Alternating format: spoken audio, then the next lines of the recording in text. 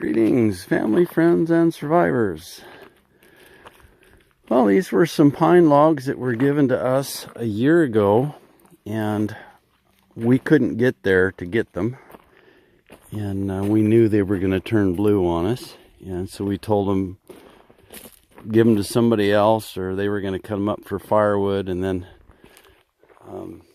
some things changed, and we were able to get out there and get them. So went ahead and threw some insurance on the flatbed and went out and got them. They're ponderosas. Some good looking timber in them yet. It's not as high grade as normal.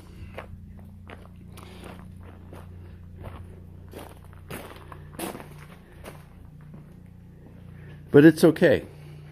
It's not real blue. Some of the other logs may have a little more blue in them, but you can just see the sustained degrade start. And you can see when the board turns fuzzy like that, it's on its way to pith. But still really good barnwood. So I came up here to get some higher grade stuff for the horse barn. Bailey keeps throwing her hay out the window there, the feed door. She has to have a slow feeder dealing with her food anxieties that she's had because she was starved so long.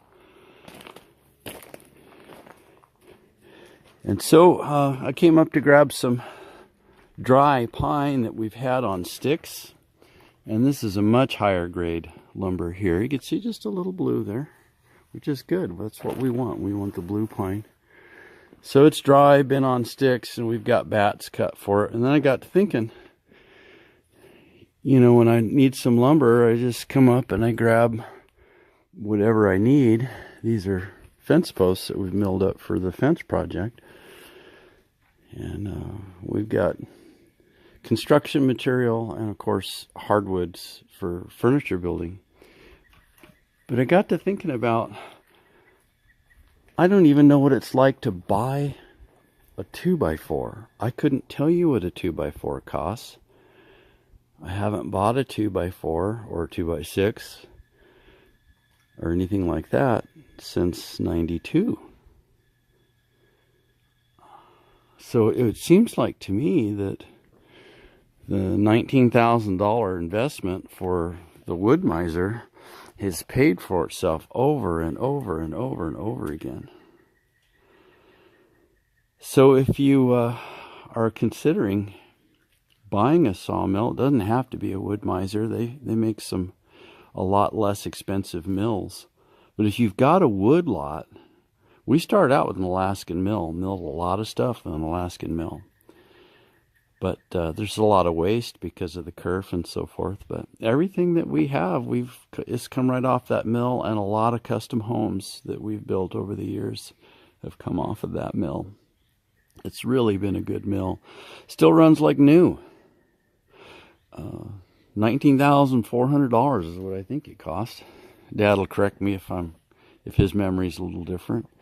But if you've got a wood lot, get a sawmill and save tons of money. Now, of course, when you're going to be setting timbers in place with snow load on them, you're going to have some education on grading, looking for slope of grain issues. And so you definitely want to be aware of being able to build using ungraded lumber. And there's several different things. I can make a whole video on the different ways that you can build with ungraded lumber through a permit process. At any rate, that's what this is about. This is just about, wow, I don't even think about buying lumber, and that's kind of nice. I don't think I'd be building anything if I had to buy lumber. I certainly can't afford to go buy a 2x4. Okay, enough of that. Just try to encourage you. If you do get a wood lot, you can get even one of those little Harbor Freight mills. You know, just something where you're not having to pay so much money for lumber. Okay, I can't stall any longer, Gibbs. You want to go? All right. Bless.